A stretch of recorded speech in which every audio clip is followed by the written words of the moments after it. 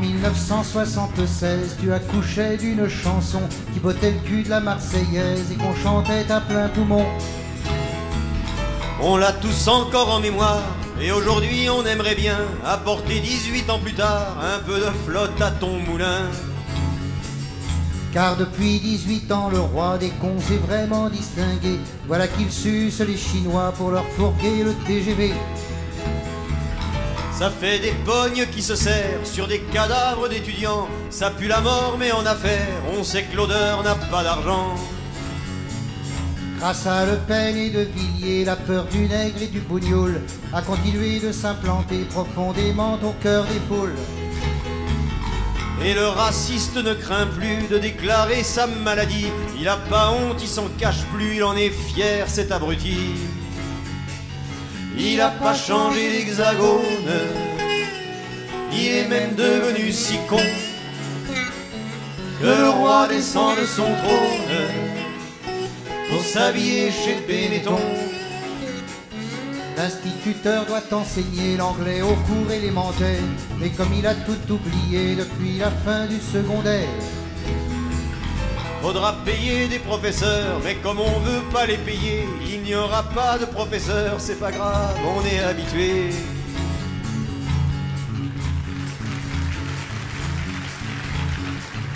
Si tu retrouves ta mobilette, ne roule pas trop dans la banlieue. On n'attend plus qu'une allumette pour allumer le dernier feu. Depuis 1976, tous les ministres concernés ont dit qu'il y avait un malaise avant de repartir déjeuner. Ils se foutent de notre gueule du haut de son trône, le roi des cons jusqu'au jour. Tous les malabars de la zone vont l'enfiler par tous les trous. Il y a tout de même une exception avec Pasquale le bien-aimé qui a trouvé la solution avec son université. Engraissés par tous les Français dont les 900 fils à papa verront pas de Sénégalais bouffer dans leur cafétéria.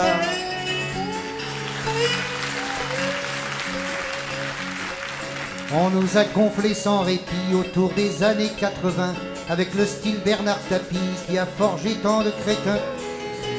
Enfin, il y a une justice. Que partout la compétition est devenue un art sacré de s'étriper pour le pognon, le sport et la célébrité. Mais pour égayer l'hexagone, l'Europe est arrivée avec 12 rois des cons sur 12 trônes, bénis par un pape au clan sec. Depuis 1976, les politicards sont les mêmes, inaugurant les chrysanthèmes en chevrotant la pimpolaise. Toujours les mêmes gueules à l'écran, qui ont tout juste un peu vieilli et qui n'ont appris en 20 ans qu'à dire 20 fois plus de conneries. J'ai quand même écrit un roman. Ah oui, c'est bien. Il y a tout de même une exception, c'est Balladur le bien-aimé qui doit descendre d'un Bourbon niqué par un frère montgolfier. Toutes les fois qu'il s'effondre dans les sondages, on est étonné, au lieu de se demander comment sa cote un jour a pu monter. C'est la folie dans l'hexagone, le résultat des élections n'étonnera certainement personne. Il sera élu le roi des cons.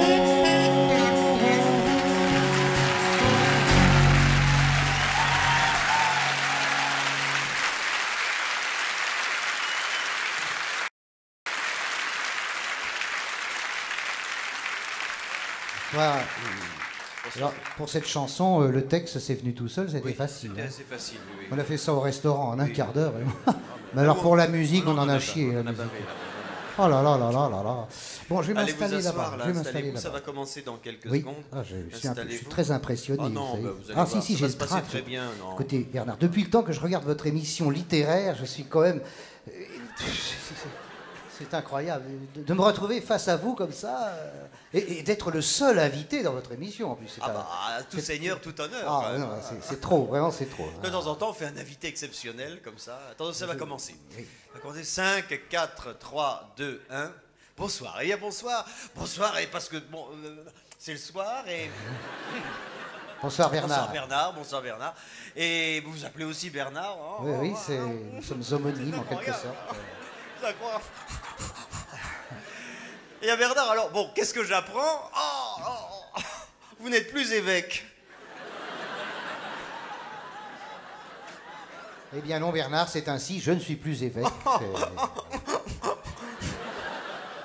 Vous n'êtes plus évêque, alors là, vraiment c'est incroyable parce que dans notre inconscient collectif, vous étiez l'évêque avec un E majuscule.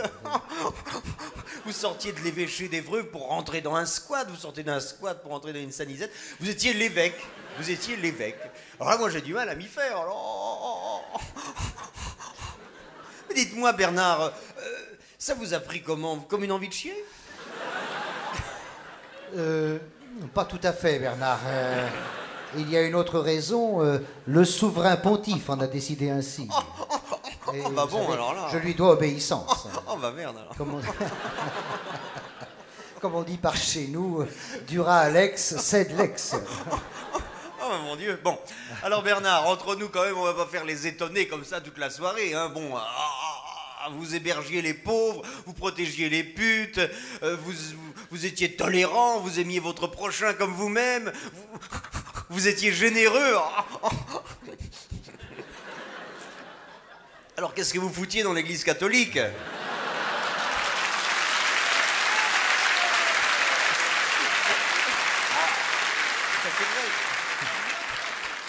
Jésus n'avait-il pas toutes ces qualités? Jésus, oui, mais pas le service après-vente, enfin.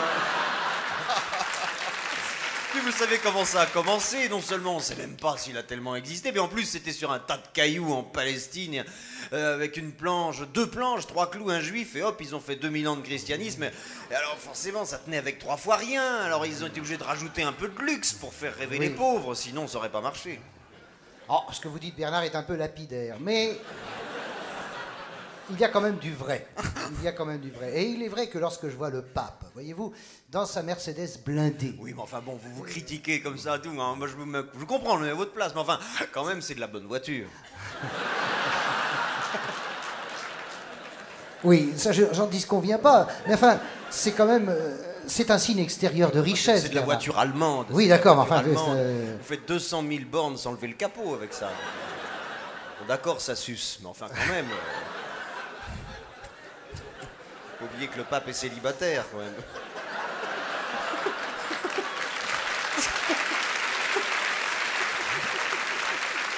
Oui. Non, mais voyez-vous, quand je vois tout ce luxe, toute cette pompe... tout cet or qui traverse le Vatican, ma conscience de chrétien m'interpelle quelque part. Enfin, c'est vrai, je me dis parfois dire que tout ça a commencé sur un petit âne, car Jésus se déplaçait sur un âne. C'est vrai. Bon, c'est un âne allemand. Hein. 200 000 bornes sans lever la queue. Et en plus, il est un âne qui suçait. Eh bien, voyez-vous. Enfin, quand même, bon, c'est vrai, le pape.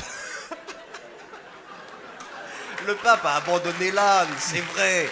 Il a abandonné l'âne. Bon, d'accord, c'est vrai, mais enfin, quand même, il a gardé le bonnet. Oui. Bon, on peut dire que c'est amusant, mais peut-on reprocher à un pape qui était comédien d'avoir conservé le goût du déguisement? Vous connaissez le proverbe oriental, la habine ne fait pas le moine. Vous connaissez l'autre proverbe oriental, mais il y contribue. Il y a contribue. Vous savez, Bernard, le pape ne peut tout de même pas s'habiller comme l'abbé Pierre, ça l'obligerait à être chrétien. Là, Bernard, remarquez, là, je suis obligé d'abonder. Parce que j'abonde, parce que la devise du pape n'est-elle pas bienheureux les pauvres, sauf moi. C'est oui, vrai, hein, bon, ça... si on veut. Il y a beaucoup de phrases qui reviennent dans la Bible à propos des pauvres, des riches, c'est vrai. Les pauvres, les riches, il sera plus difficile à un dromadaire de passer à travers le trou d'un chameau qu'à une aiguille d'enfiler un pauvre en passant par un ouvre-boîte avec du poil autour. C'est vrai. Ils auront le RMI. Ce sont des paraboles. Mais plus précisément, il en est une que tout le monde connaît, même les incroyants, et qui dit « Bienheureux les pauvres, ils seront assis à la droite de Dieu. » À la droite de Dieu, je me souviens. Bienheureux les riches, ils sont allongés au bord de leur piscine. La fin est de vous, peut-être. La fin est de moi, oui. Et je me défoule un peu quand même maintenant. Dites-moi, Bernard, bon alors, vous allez repartir maintenant sur les routes, c'est une nouvelle carrière qui s'ouvre devant vous pratiquement. Hein. Peut-être un disque à la rentrée. Ah, certainement. Et une salle. Vous avez repris votre bâton de pèlerin. Oui, je l'ai toujours tenu en main, vous savez. Alors, vous allez continuer à sauter vos brebis maintenant. Oui, j'espère. Et dites-moi, vous serez forcément remplacé à l'évêché. L'évêché ne peut pas rester vide. Non, mais vous savez, comme on dit toujours entre évêques pour plaisanter le samedi soir, l'évêché sont toujours occupés. On s'amuse bien, l'évêché, c'est-à-dire les chiottes, vous voyez, si on le dit vite. Voilà. Et je serai remplacé forcément, car comme disait le Christ en croix, un clou chasse l'autre. C'est dans son épître à Castorama. Oui, l'évêché occupé, oui, ça y est. Alors, dites-moi, y a-t-il des noms? Qui est-ce qui va vous succéder, si toutefois c'est indiscret? Eh bien, plusieurs noms sont avancés sur la liste. Vous avez Monseigneur Lèche-Botte, Monseigneur Lèche-Cul, Frédéric Mitterrand, Jacques Martin, Jane Birkin, etc. Bernard, bravo, et puis bonne chance, parce que maintenant, maintenant on sait pourquoi vous n'êtes plus évêque. Mais comme pour Monseigneur Gaillot, je ne comprendrai jamais pourquoi vous l'êtes devenu. Merci Bernard, Dieu vous suce.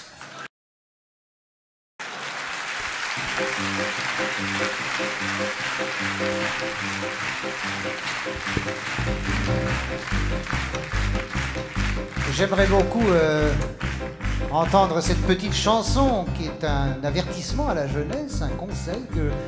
C'est exactement ce que je dis à mes jeunes samedi après-midi en séminaire lorsque nous nous promenons dans la forêt. À la queue leu. Sur une musique du cardinal Lustiger, des paroles de Marie-Josée Balladur.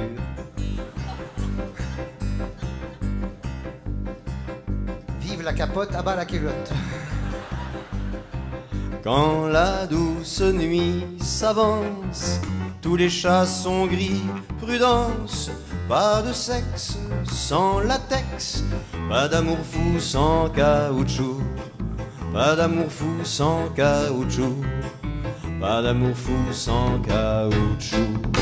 Au fond de ton grenier, entre un zèbre à roulette et la photo d'un grand-père capitaine, dans le Paris-Poitiers, dans un rouleau de moquette, dans l'eau de la Clairefontaine, derrière le pilier de Notre-Dame, où Claudel a rencontré Dieu, ou dans ton lit faute de mieux, ou dans un avion en flammes, bref, quand le sexe te réclame.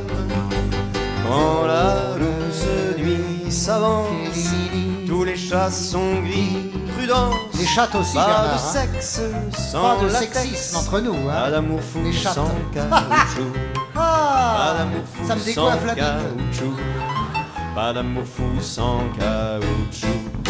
Au fond de ta chambrette, dans un boudoir Louis XIII, sur le siège arrière de ta vieille bagnole, derrière la supérette, contre les cageots de fraises, ou sur un vieux châle espagnol, chez ta grand-mère de la Bourboule, avec la petite bonne volage, entre la poire et le fromage, là où le désir déboule comme une quille dans un jeu de boules.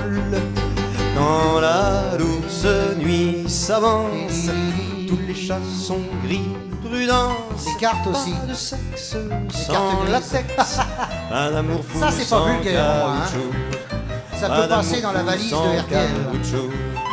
Pas d'amour fou sans caoutchouc. Flairant la patte du gain, les vautours déplumés, patron des grands empires pharmaceutiques, juge que le vaccin est bien trop éloigné pour y investir tant de fric. Les chercheurs sont d'humeur amère, plus il y a de macabées, plus leurs crédits sont diminués. Exactement le contraire du budget des militaires. Quand la douce nuit s'avance, tous les chats sont gris, prudence, pas de sexe sans latex, pas d'amour fou sans caoutchouc, pas d'amour fou sans caoutchouc, pas d'amour fou sans caoutchouc. Oui.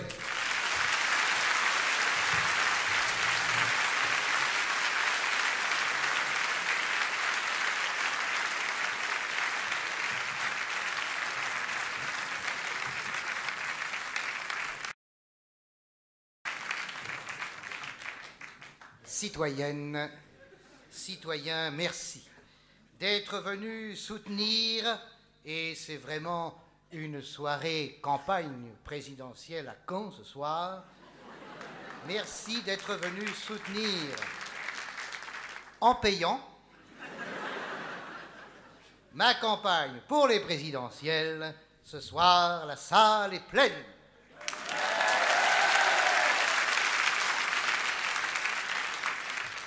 J'aurais voulu venir avec mon épouse pour vous la présenter, comme le fait si bien Édouard Balladur dans Paris Match. Mais la mienne est pire.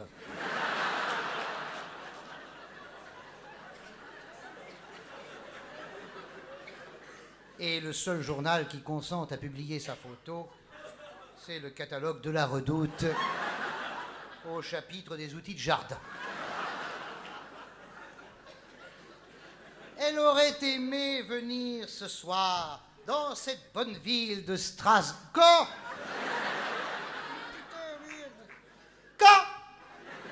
Oui, cette ville qui en elle-même est devenue ce qu'elle est. Oui, Caen, car elle adore le nougat.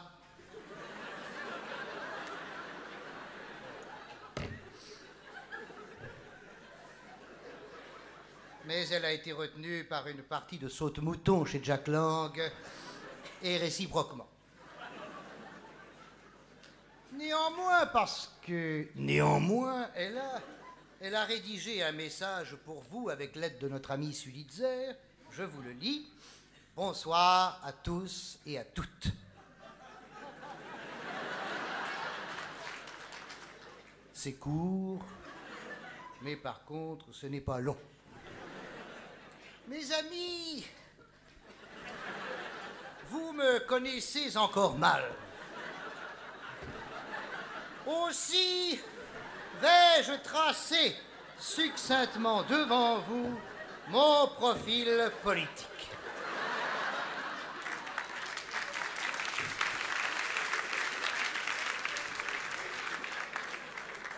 Comme tout le monde, je ne suis plus de gauche.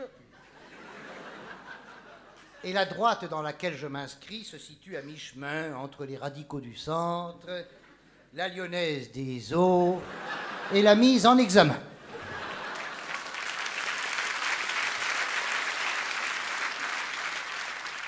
Alors bien sûr, mes ennemis, mes adversaires, mes détracteurs et même parfois mes amis me disent « Ah ah, ouvrez les guillemets !»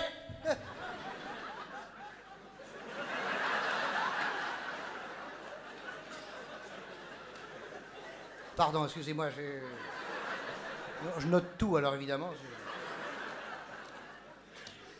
Mes ennemis me disent, deux points, ouvrez les guillemets, quelle sera au second tour votre position face à l'extrême droite? Eh bien, je réponds à ma question. Face à l'extrême droite, en ce qui concerne une éventuelle alliance au second tour, je serai catégorique. Pour ce qui est des accidents de la route, car la route tue, j'améliorerai la formule qui dit pas d'alcool au volant, en ajoutant, puisque nous sommes français, ou alors supprimons le volant. Car soyons réalistes. Eh merde. J'écris comme un porc, j'ai travaillé 10 ans à VSD.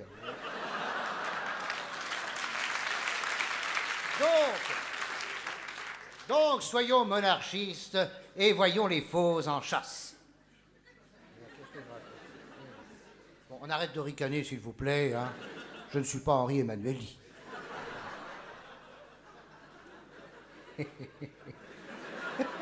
Henri Emmanuelli. Où est-ce qu'ils l'ont trouvé, celui-là? Ils ont fait des fouilles.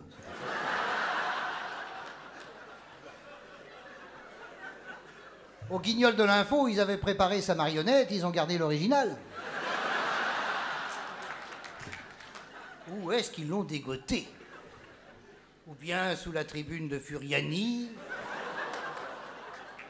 ou alors ils l'ont décollé des grottes de Lascaux. Dans les familles françaises, il n'est pas rare d'entendre les mamans dire à leurs enfants « Si tu ne finis pas ta soupe, je fais venir l'Emmanuelli. » Et ça marche. Mais ne nous moquons pas du sol socialiste, qui est le courage.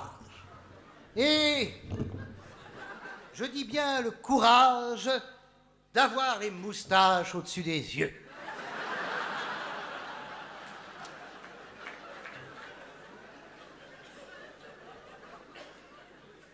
Dans mon courrier de ce matin, je n'ai pas reçu moins d'une lettre. Monsieur Mermillot, déviant. C'est amusant parce que si on le dit vite, ça fait haut déviant.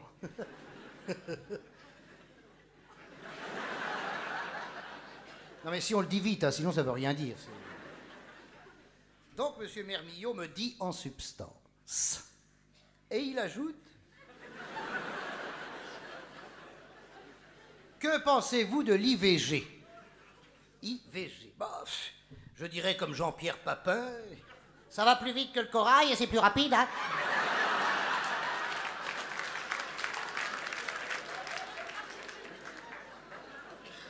Car, ajoute M. Mermillot, je suis catholique pratiquant, mais je reconnais que c'est un progrès depuis l'aiguille à tricoter.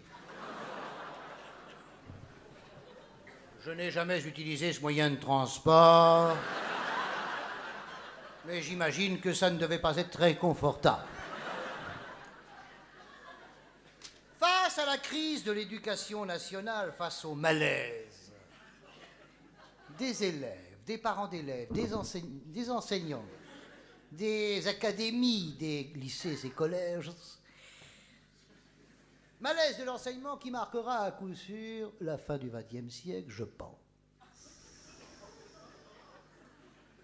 Je pense qu'il faut progressivement, car nous sommes dans un pays conservateur, il faut, c'est peut-être un peu osé ce que je vais vous dire là, mais il faut doubler les extincteurs.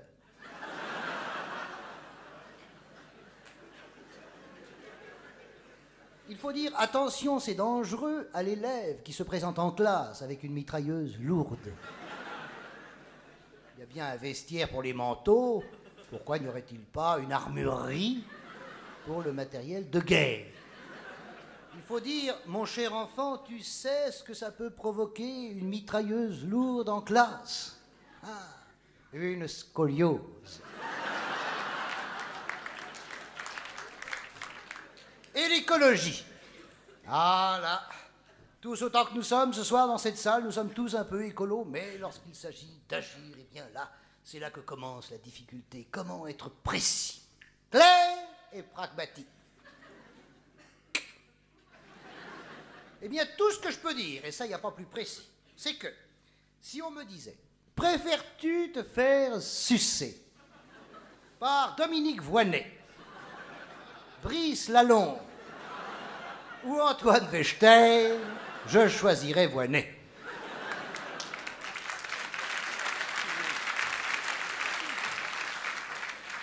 Mon analyse n'est pas très pointue, mais c'est tout ce que je peux dire dans l'état actuel de l'écologie. Allez, pardonnez-moi toutes ces âneries, mais si j'ai pu vous divertir un brin, profitez-en. Attachez vos ceintures, éteignez vos cigarettes, arrêtez de bouffer, arrêtez de picoler, arrêtez de baiser, parce que, hein, que ce soit Balarac ou Chidur, on en a pour 7 ans à se faire chier royalement, croyez-moi.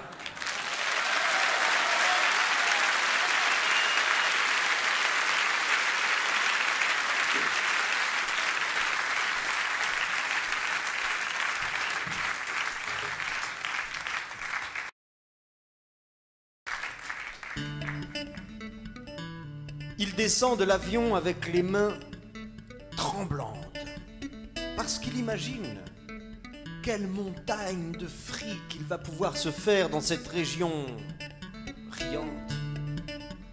C'est un homme d'affaires qui débarque en Afrique.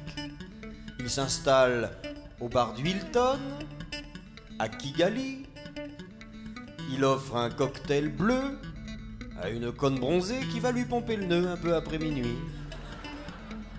En l'écoutant parler, elle est déjà bouche bée.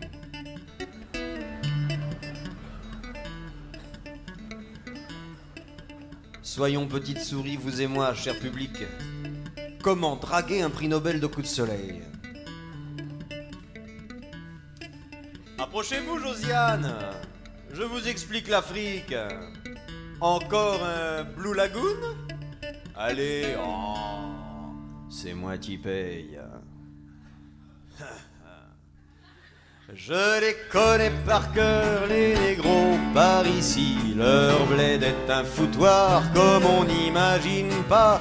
On trouve des machines à écrire dans les boucheries et des crochets à viande dans les commissariats. Comme Josiane est bon public et sans opinion politique, elle rigole pour de bon à l'humour du gros con. D'une main ils font du feu en frottant de silex, pendant que l'autre tient une mini chénifie. Quand ils ne crèvent pas de faim, ils s'adonnent au sexe, qu'ils ont d'ailleurs fort gros, Josiane, mais moi aussi. Comme Josiane est bon public et sans opinion politique, elle rit pour de bon à la fine allusion. Dans ce coin, les négresses, faut les prendre un pubère, parce qu'après leurs nichons deviennent tout rablapla. Ce n'est pas une capote, mais c'est la boîte entière, Josiane, que l'on doit enfiler dans ces trous à sida. Comme Josiane est bon public et sans opinion politique, elle rit, vaille que vaille, en suçotant sa paille. Les tripages collectifs, c'est une tradition. En armant les deux camps, on l'encourage un brin. Ils meurent tellement qu'ils n'y font même plus attention, car au contraire de nous, pour eux la vie n'est rien. Comme Josiane est bon public et sans opinion politique, elle admire le penseur qu'elle pompera tout à l'heure. Au bas mot, les 3/4 de l'aide alimentaire alimentent le président sur un compte en Suisse.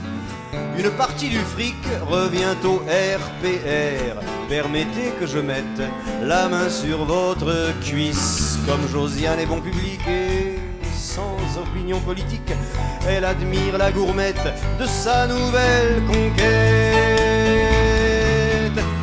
On exploite, on trafique, on pille impunément. Le président à vie en plus nous dit merci. De toute façon, Josiane, je le répète souvent, le négro n'est pas mûr pour la démocratie. Mais Josiane est fatiguée car la politique la fait chier. Elle susurre, mon chéri, si on allait au lit. Alors en titubant, nos deux calamiteux se lèvent. Après avoir sifflé un dernier verre, le barman africain, poli et silencieux, regarde s'éloigner la France de Voltaire.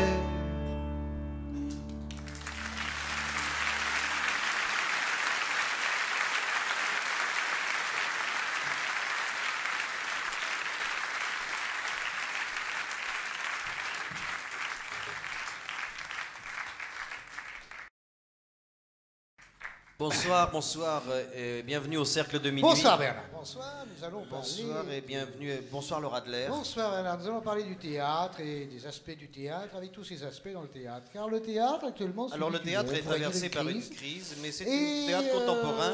Deux courants s'affrontent. La culture contemporaine, oui, les autres disent non. Alors, et on a découvert des jeunes auteurs. Du théâtre actuellement, le théâtre, Échille, le Ripit, le théâtre, Nana Mouskouri, enfin des tas d'auteurs qui étaient remis au goût du jour. Le théâtre.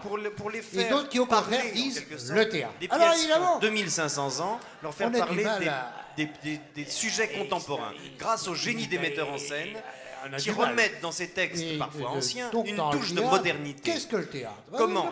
Surtout grâce au décor et grâce aux costumes. C'est un bâtiment. Ça suffit pas. Eh bien, je pense que... Ça suffit pas. Il y a... les costumes, c'est tout un ensemble de choses. Actuellement, c'est la mode. Ce sont souvent des sacs de pommes de terre. Vous savez ce que vous avez remarqué, mais les comédiens sont habillés de sacs de pommes de terre. D'aller au théâtre. Pourquoi un grand sac de pommes de terre pour un comédien? Parce qu'un comédien, c'est normal parce que c'est assurant. Un comédien n'a que deux pommes de terre. Je rentre dans le théâtre, je vois une pièce de théâtre et je ressors du théâtre. Et le lendemain, je dis tiens, hier, je suis allé au théâtre.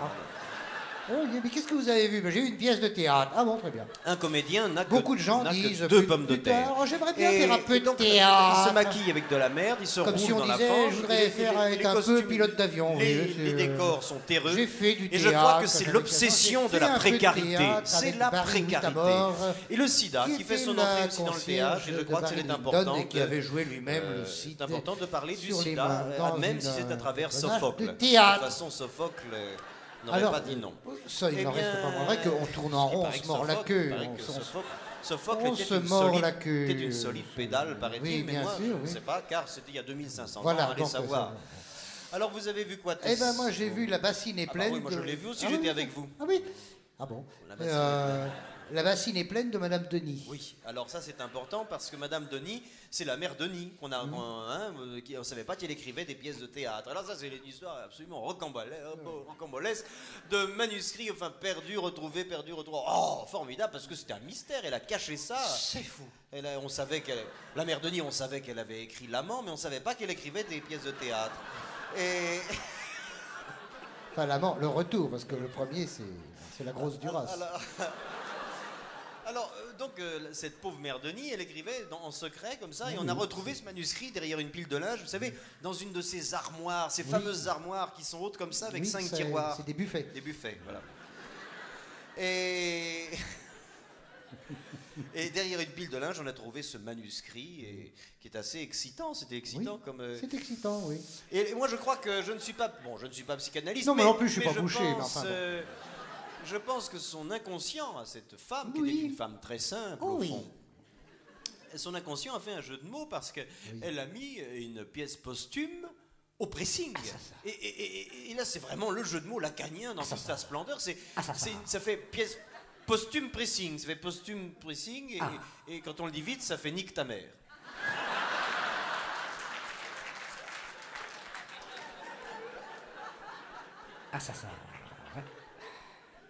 Alors, bon, c'est une pièce... C'est une pièce assez grande, d'ailleurs, qui est 50 mètres carrés.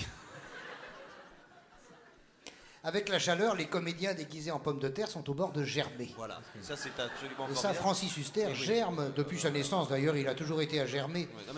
On voit d'ailleurs, il est habillé dans un sac de pommes de terre et on voit le germe qui passe par le sac, comme ça, en bas. C'est comme ça. Passe légèrement par le sac.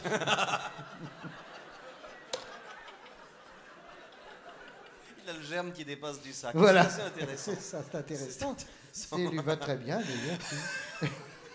Et là, la mise en scène plonge ce texte dans une modernité à la fois actuelle.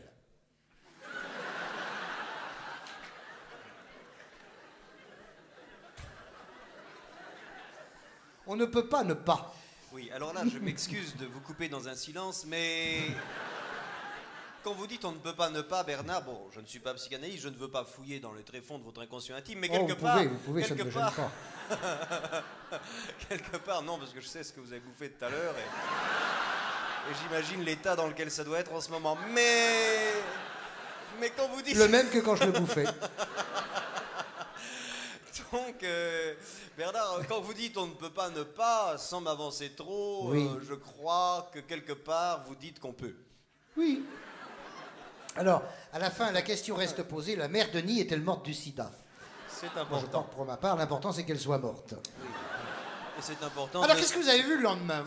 C'est important de le souligner. Oui, j'ai vu Il n'y a rien dans le trou. Ah, alors, vraiment, une biographie de Mireille Mathieu. Non, Bernard, on a dit qu'on faisait... Non, parce que c'est à Avignon, alors. Oui, enfin bon, on a dit qu'on s'adressait au premier rang. Oui, c'est vrai, pardon. Ah, excusez-moi.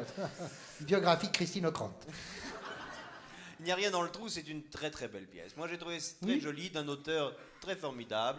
qui s'appelle Marcel Brecht d'ailleurs, et qui n'a aucun lien de parenté avec Marcel Azola. Et c'est l'histoire, c'est une histoire assez fantastique d'une femme, d'une ménagère, qui est, oui, une ménagère, puisqu'elle ne travaille pas, sauf 8 heures par jour à la maison. Et c'est donc cette ménagère de 40 ans, et là je m'arrête là-dessus, parce que c'est assez extraordinaire. Elle a 40 ans. J'ai du mal à suivre, oui, allez-y. Elle a 40 ans, or, lisez les chiffres de l'INSEE, vous verrez. Je le lis tous les matins, je suis constipé, ça me fait chier. Non, mais bon, Bernard. Lisez les chiffres de l'INSEE, vous verrez que la ménagère de moins de 50 ans a 38 ans. Ah, ça, c'est bouleversant. Ça, vraiment, ça me troue le cul, Bernard. On dirait il était temps. J'en avais marre de péter par les oreilles. Eh bien, je vous souhaite bonne chance. Eh bien, donc j'ai... C'est une nouvelle vie qui s'ouvre devant vous. Peut-être bientôt un disque. Oui. Eh bien... Et une salle, le Bataclan. Alors, donc, c'est cette histoire d'une femme de 40, cette ménagère de 40 ans, donc qui a 2 ans de plus que la moyenne. Oui. Ça, c'est fou, alors. Et elle ne supporte plus les talons hauts parce qu'elle a des oignons. Alors, la pièce dure 8 heures, 4 heures par pied. Il y a une grande chaussure sur scène. Alors, moi, j'ai dit à Marcel Brecht, que je connais parfaitement parce que c'est votre beau-frère, et je lui ai dit, mais enfin, Marcel, ta pièce dure 8 heures, bon, c'est bien gentil, mais cette grande chaussure qu'on voit sur scène pendant 8 heures, elle symbolise vraisemblablement, enfin, d'après ce que j'ai compris, l'océan primitif. Et sinon, ta pièce ne veut rien dire. Et les oignons, je ne sais pas où ils ont trouvé ces oignons, hein, dans la région de Tchernobyl, je suppose, mais enfin bon, ces gros oignons énormes, comme ça, qui n'arrivent plus à rentrer dans la chaussure, si vous voulez. Je lui ai dit, ça symbolise les baleines. C'est les baleines qu'on ne trouve plus maintenant dans l'océan, parce qu'il y en a moins. Alors, il a été honnête, il a dit, oui, c'est ça, tu as raison, mais je n'y avais pas pensé avant. Alors, le décor, venons-en au décor, car c'est l'élément principal de la pièce. Il est constitué d'un grand rasoir à légumes, à la cour, et au jardin d'une tanche. Une tanche, si vous voulez, c'est une carpe, mais sauf que c'est une tanche. Alors, ça symbolise le rasoir à légumes, la mère, la maman. La tanche, c'est la mer, l'océan. Ça fait qu'à sur scène, on a à la fois la mer et la mer. Et le critique de Télérama, alors là, il était foudrage. Il était dans une colère noire en sortant. Il a dit, là, je ne le supporte plus, je m'inscris en faux. Alors, je lui dis, mais qu'est-ce que t'as? Alors, il me répond, mais c'est pas possible. La tanche n'est pas un poisson de mer, c'est un poisson d'étang. Alors, je lui ai dit, écoute, va te faire enculer. Alors, il y allait. Il en est revenu très content. Le lendemain, il a voulu y retourner, mais c'était complet. Eh ben, écoutez, je suis content que vous l'ayez vu à ma place, parce que moi, j'ai vu le lendemain une pièce. Alors, il n'y avait pas grand monde, et pourtant, c'était chiant. C'était Oedipe, marchand de vélo. C'est amusant, c'est en plusieurs épisodes, ça rentre dans un cycle. C'est amusant parce que vélo, cycle, si on le dit vite, ça fait pédaler. Alors c'est extraordinaire parce que le personnage principal gonfle sa vieille mère avec une pompe allemande. Et il la gonfle pendant 3 heures. Et on voit Mireille Dart qui gonfle, qui est complètement bouffie. À la fin, on a envie de la percer. Ah oui. Vous êtes bien le seul. Eh bien, nous irons la voir. Moi, j'ai vu la tua vaca est séropositiva. Ah oui. Qui veut dire ta sœur a la grippe. Alors, oui. c'est une... Ça va mieux maintenant, elle est en convalescence. Enfin, tous encore quelques glaires. Mais... C'est une pièce corse écrite par un auteur anonyme qui écrit en cagoule. Oui, il a raison. C'est une version théâtrale des polyphonies corses. C'est un drame paysan rugueux. Ça nous plonge dans une corsitude où la pétanque, le dispute aux échafaudages de stades de foot. Oui. C'est la Corse. C'est admirablement repris par le Coryphée. Le Coryphée qui psalmodie. Furiani, c'est fini. Et dire que c'était la ville de ma première prothèse. Ça, alors là, ça C'est bouleversant, c'est c'est bouleversant. prenant. On est pris. On est pris. Ah, on est pris. Alors comme vous l'avez remarqué, ce sont des polyphonies parlées. Hein. À aucun moment ils ne chantent. Aucun moment ils ne chantent. C'est important de le souligner parce que on s'emmerde, mais on ne vomit pas. Alors. Et la pomme de terre revient toujours en oui, ça revient. Parce que là, c'est une jeune troupe qui a monté cette pièce. Une jeune troupe dont je pense on reparlera. C'est une jeune troupe dont on reparlera car elle a fait un travail extraordinaire. Extraordinaire. Oui, j'en doute pas. Ils ont été mis en scène par Guy Bedos et ils ont fait un travail fabuleux. Et ils ont transformé, un mois avant le festival, ils sont arrivés à Avignon et ils ont transformé une vieille étable en écurie. Ça, c'est formidable. Et c'est assez réussi car c'est vraiment une écurie. C'est un miracle de la subvention. Et voilà. C'est exactement ça. Alors donc la pomme de terre est là puisque dans un coin il y a un gros tas de pommes de terre merveilleusement interprétées par Jackie Sardou. Formidable. Et à la fin, quelle présence qui germe de partout. Qui germe de partout. Il a le germe qui dépasse du sac et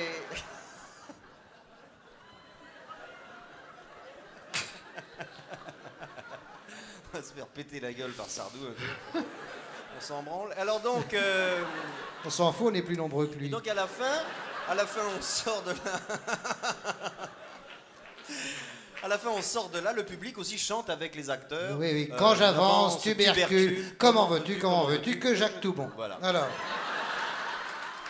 Alors le lendemain, on n'est pas allé au théâtre. On est resté devant la télé. Oui. Et alors là, on va vous faire un jeu.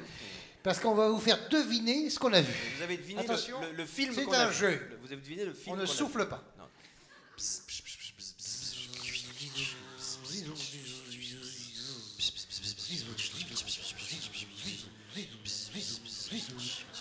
Vous n'avez pas de décodeur, c'est le porno de Canal+. Alors le lendemain matin, on est allé voir Borch, ça joue. Pour pouvoir le décoder, il faut remuer la tête très vite, il paraît. Mais enfin, je ne sais pas si c'est vrai. On a vu Borch. Oui. Borch de Sergueï Lubiansky. Oui, qui est le grand auteur Gagaouze. Oui.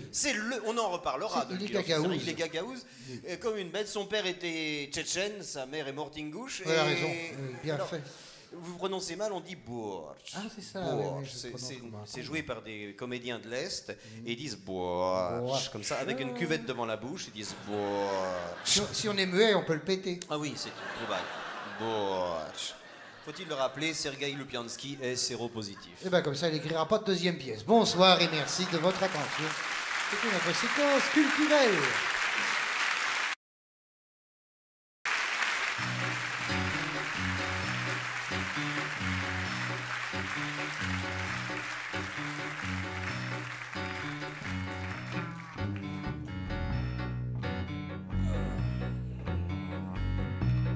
Je suis policier, c'est un beau métier. Je demande leurs papiers aux étrangers.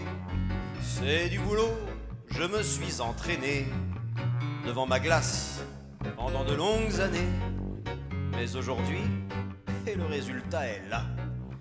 Je sais reconnaître un arabe d'un chinois. Égalité, fraternité, casse-toi. Je suis sorti premier de l'école à Pasqua. Je sais dire vos papiers, ou simplement papier, ou encore tes papiers, ou putain tes papiers. Montrez-moi vos papiers, que je vois si c'est réglo.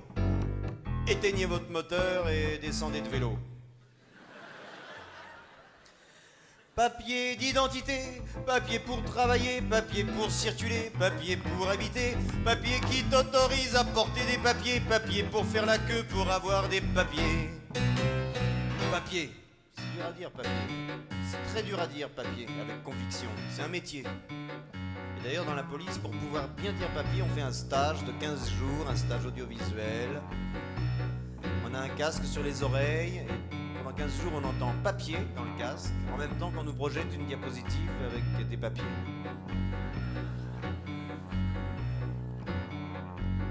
Au bout de 15 jours, on parle couramment.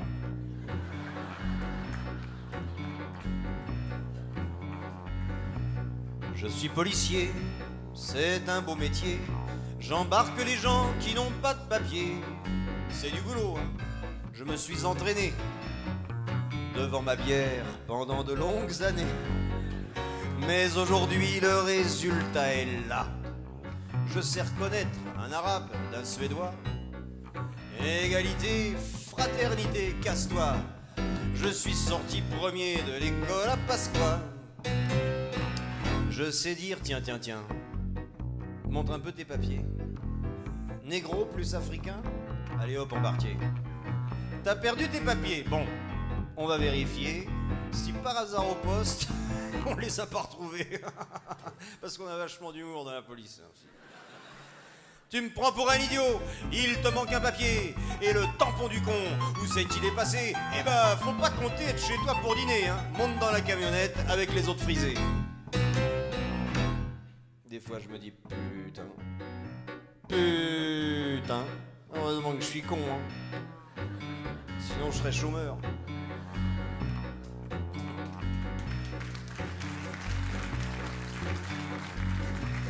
Je suis policier, c'est un beau métier. J'arrête les métèques pour les expulser. C'est du boulot, mais j'ai tout appris des anciens de la police de Vichy. Les Ali, les Ahmed, je les fous en prison. Mais je laisse courir Maurice Papon. Égalité, fraternité, casse-toi. Je suis sorti premier de l'école à Pasqua. Dis donc toi mon gaillard, ta 403 pourrie, elle serait pas financée par l'argent de Kadhafi? Et ta paire d'Adidas, tu l'as acheté comment? Avoue que ton pognon arrive de Téhéran. C'est nous qui devrions toucher le pognon, parce que c'est nous qui leur fournissons des armes, pas toi. Pasqua, en appliquant les idées de Le Pen, ne laisse à son gros pote que son slip et sa haine. En voyant les fachos grossir le RPR, il pleure toutes les larmes de son œil de verre.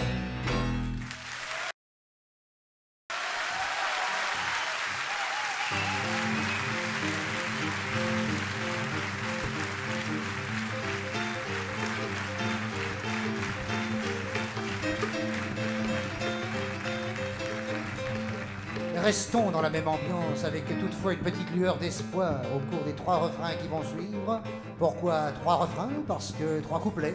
Pourquoi 3 couplets? Parce que j'ai rêvé l'autre soir que 3 personnages étaient au pied de mon lit et s'adressaient à moi l'un d'après l'autre. Commençons par le premier personnage. Complètement abattu, découragé, il n'en peut plus au bout du rouleau. Je vis dans la caque avec une matraque pendue à mon ceinturon. C'est ma seule maîtresse, je suis CRS et j'en ai plein les talons. Les pauvres me méprisent, les riches m'utilisent. Je fais le plus con des métiers. Si je tape à la machine d'un seul doigt, tu devines que les doigts qui restent me servent à cogner. Demain je déserte Lucille. Ouais, tu peux ressortir le filtre à café. J'arrive à 6 heures, sans croissant ni beurre, sans un cadeau, sans un collier. J'ai les pieds en compote et du linge à laver. Deuxième personnage, rabougri, ratatiné. Un pied dans la tombe, l'autre à l'UDF. Je m'excuse s'il y en a parmi vous qui ont un pied dans la tombe, rassurez-vous, vous êtes à l'UDF. Je vais casser ma pipe, qu'on me taille une pipe. C'est mon vœu le plus ardent. Je peux faire un chèque, je suis archevêque. Mon Dieu, soyez indulgents. Car demain à l'aube, je soulève mon aube. Et les seins de l'archevêché vont rougir de honte en voyant que je monte ma vieille gouvernante pour la dépuceler. Demain je déserte Lucille. Ouais, tu peux sortir le filtre à café. J'arrive à 6 heures, sans croissant ni beurre, sans un cadeau, sans un collier. J'ai la taupe qui fait, j'ai du linge à laver.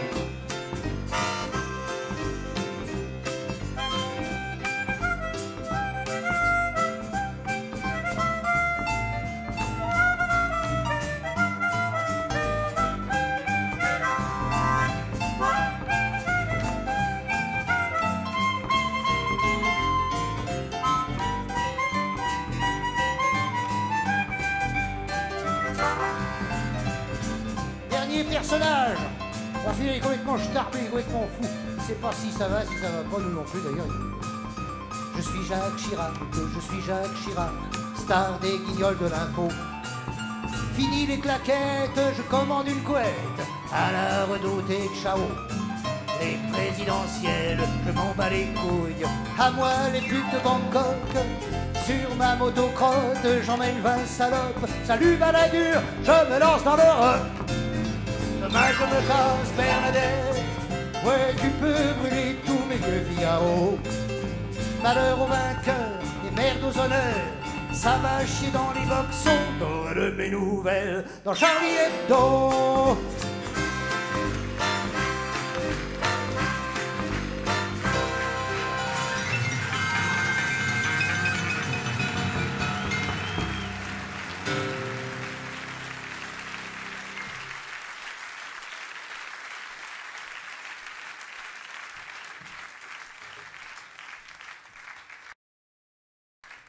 Tout a commencé en août 1988, je sais, certains pensent que ça a commencé plus tard, quelques mois plus tard, mais moi je sais que ça a commencé le 27 août 88 parce que j'y étais. Et je crois que ce soir à Caen, le moment est venu de soulager ma conscience en vous racontant tout, en vous avouant tout. D'abord parce que ça me fera du bien, ça me libérera un peu, et puis vous, ça vous concerne. Vous avez le droit de savoir, c'est le moins qu'on puisse dire. Alors voilà, c'était en août 88 et j'étais en voyage avec ma femme et nous passions par la Yougoslavie. Le soir tombant, on s'arrête dans un village. On décide de s'y arrêter et de rester là pour dormir. C'était à Sremska Mitrovica. Sremska Mitrovica, c'est un patelin serbe où vivent une petite communauté croate, une minorité albanaise et quelques bosniaques.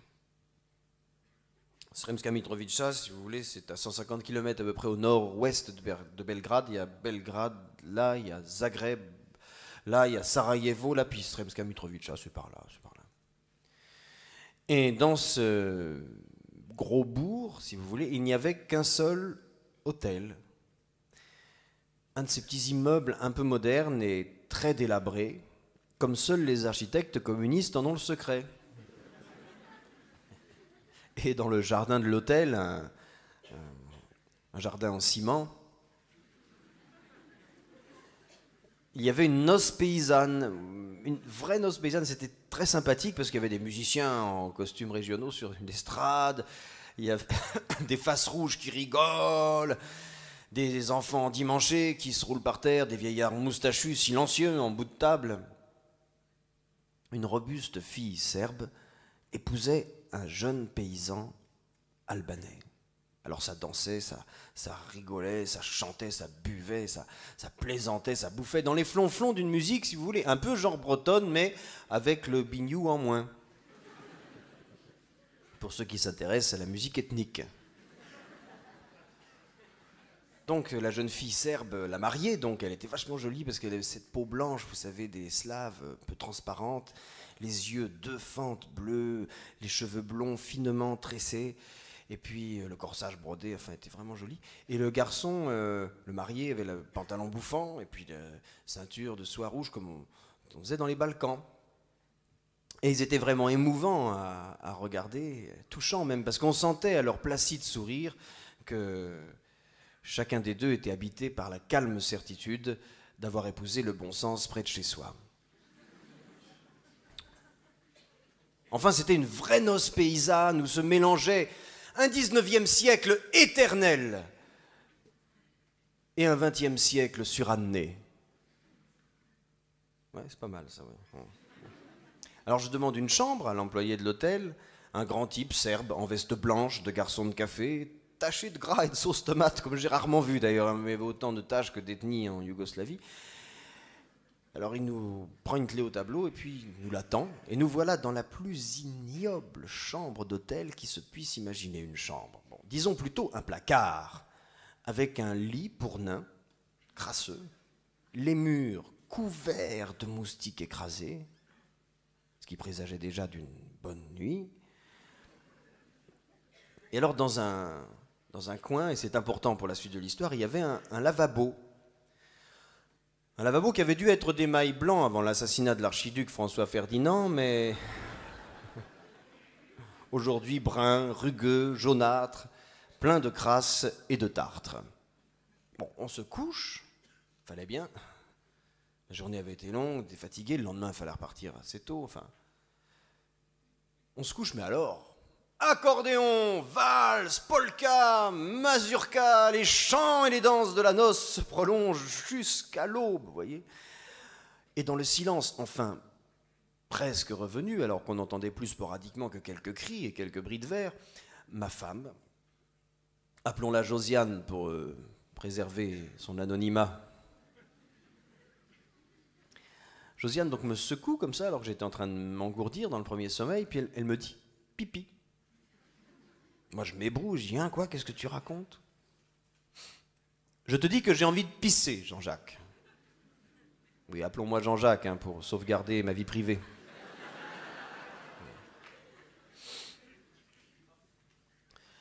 Mais enfin, Josiane, je n'ai absolument aucune idée de l'endroit où peuvent se trouver les chiottes dans cet hôtel de merde. Et comme à l'heure qu'il est,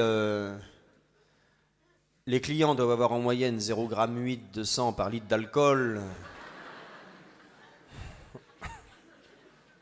Je suppose que la traversée des couloirs risque d'être périlleuse. Pipi, sentait Josiane. Mais enfin, mon ange, réponds-je.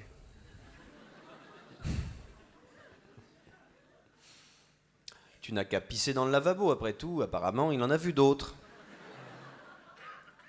Et là, il me répond, mais enfin, Jean-Jacques, je ne peux pas pisser dans le lavabo, je ne suis pas un mec.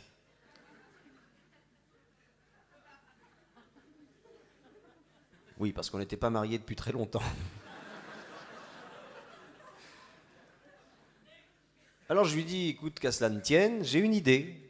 On va tirer le lit jusqu'au lavabo.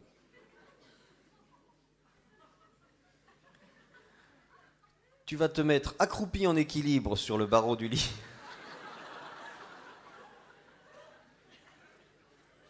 Ce qui te mettra pile poil à la bonne hauteur. Oui, pile poil, c'est le cas de le dire.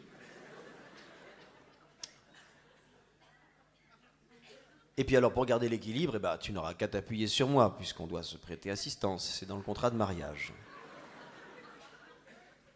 Sitôt dit, sitôt fait, on tire le lit jusqu'au lavabo, elle se met accroupie en équilibre sur le barreau du lit, elle s'appuie sur moi, parce que c'est dans le contrat de mariage, et elle commence à se soulager. Mais,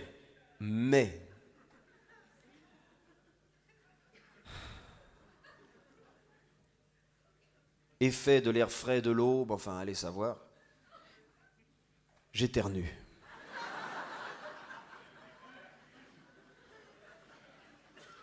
Ses pieds glissent du barreau du lit. Elle s'assoit lourdement dans le lavabo, qui s'effondre sous elle et s'éclate sur le carrelage en 5 ou 6 morceaux. L'eau immédiatement se met à gicler à travers la chambre, avec une force, un débit, une pression incroyable pour un pays communiste. Ça se met à gicler, comme ça, la panique, tout de suite c'est la panique, le lit est trempé, la valise se remplit d'eau, l'eau gagne le couloir, c'est la panique. Moi, dans l'affolement, j'essaye de récupérer les robinets arrachés pour les réajuster, tant bien que mal, au tuyau. Je suis à peu près aussi bricoleur qu'un myopathe. Alors, Josiane pleure, prostrée dans un coin, parce qu'elle s'est blessé le fion.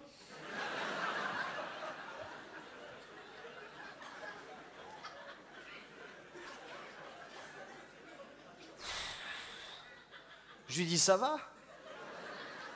Hébété, entre 2 sanglots, la face pleine de morve.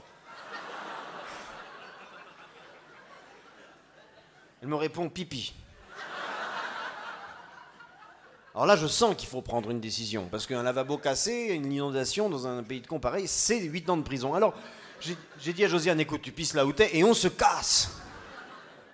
On se casse, on se taille. J'ouvre la porte du couloir, personne. Alors, chaussures dans une main, valise dans l'autre, dégoulinant de flotte, trempée des pieds à la tête, précautionneusement, sur la pointe des pieds, on sort de l'hôtel. Je balance les valoches directement à l'arrière de la voiture, je fous la clé de contact, on démarre en trombe et on se casse, salut, on s'enfuit, ciao la Yougoslavie. Bon, de retour, quelques jours plus tard, de retour à Paris, j'ouvre Le Monde, et page étranger, le journal Le Monde, et je lis. Yougoslavie. Un mort et 7 blessés dans une échauffourée à Sremska Mitrovica. Je me dis, c'est marrant, c'est le bled où on était, c'est dingue. Innocent. Alors, puis je lis la suite de l'article, passionné, parce que je me dis, tiens, je connais. Quelques Serbes ont mis à sac une ferme albanaise et passé ses habitants à tabac. Ils les accusaient d'avoir d'avoir cassé un lavabo et provoqué une inondation. Merde. Dans un hôtel appartenant à des Serbes, un soir de noces, ah bah c'est ça, c'est nous, un soir de noces un peu trop arrosé. Les Albanais, protestant de leur innocence, bah ça je me mets à leur place, ont refusé de payer les 2 gars. Les choses ont tragiquement dégénéré. Un mort et 7 blessés, putain merde, un mort et 7 blessés. J'avais ça dans la tête tout le temps, la conscience lourde comme du plomb. Tous les jours qu'on suivit, je me dis mais comment je vais faire pour me regarder dans la glace et essayer d'oublier cette horreur. Je me rendais compte de la violence, la brutalité du fait divers. Bon, je me dis comment je vais faire pour oublier ça. J'errais dans les rues de Paris. Un jour, pour me changer les idées, je passe devant un kiosque à journaux et j'achète un journal étranger. Je me suis dit, c'était le journal italien, le Corriere della Sera. Et je lis à la page étranger, comme ça, pour me changer les idées, et je tombe là-dessus. Sremska Mitrovica. Eh merde. Dans ce village qui a connu des affrontements ethniques il y a quelques jours à propos de matériel sanitaire brisé dans un hôtel. Oh merde. Cette fois-ci, ce sont les Croates qui s'en sont pris aux Serbes, qui avaient brûlé une ferme exploitée par les Albanais, mais qui appartenait à des Bosniaques, enfin bon, etc. Bilan, 64 morts. Oh, la vache. Là, j'ai senti une sueur glacée me couler le long du dos, comme ça. J'étais pétrifié. 3 jours plus tard, je lis dans Libération 187 Croates massacrés par les Serbes dans la région de Sremska Mitrovica, etc., etc. Tous les jours. L'affaire s'est envenimée de proche en proche. Ça n'a jamais plus cessé depuis. Ça s'est envenimé de proche en proche jusqu'à la situation que l'on connaît aujourd'hui. Josiane et moi, nous ne vivons plus. On a décidé d'en finir avec cette histoire. Alors hier, on a écrit à Milosevic pour lui proposer un lavabo tout neuf. En échange de la paix, une fois le lavabo remplacé, plus personne n'aura aucune raison de se battre. On attend sa réponse avec confiance.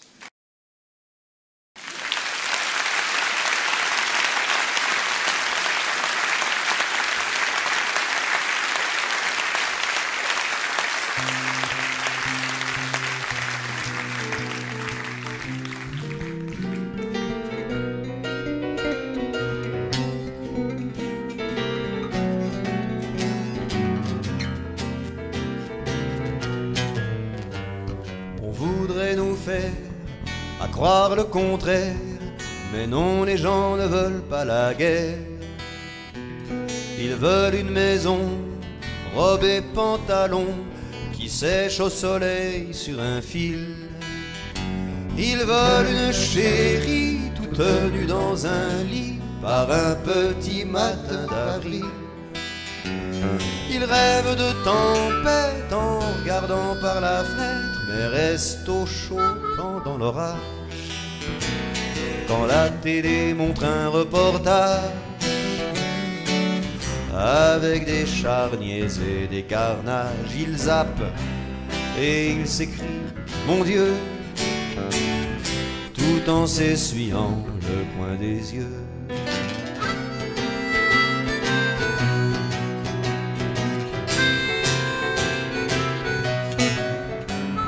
On voudrait nous faire à croire le contraire, mais non, les gens ne veulent pas la guerre. Ils veulent 4 murs, des amours qui durent, des baisers, des airs de guitare, des rencontres secrètes le soir à mobilette, des cartables pleins de savoir. Ils ne veulent pas mourir, ils ne veulent pas souffrir, ils préfèrent aimer que haïr. Le salaud qui monte sur une chaise pour haranguer la foule en folie, celui qui souffle sur la braise ne brûle jamais dans l'incendie.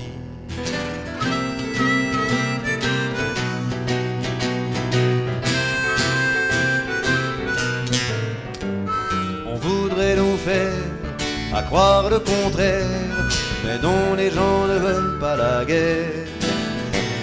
Ils veulent des bateaux, des châteaux, des oiseaux, des mots qui guérissent le chagrin, des films et des romans qui rendent intelligent de la joie du pain et du vin.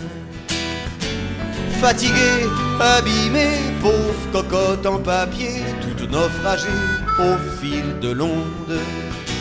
S'ils avaient leur temps et leur place, ils voudraient bien changer le monde, le tenir embrassé dans l'espace, jusqu'à ce que toutes les guerres passent.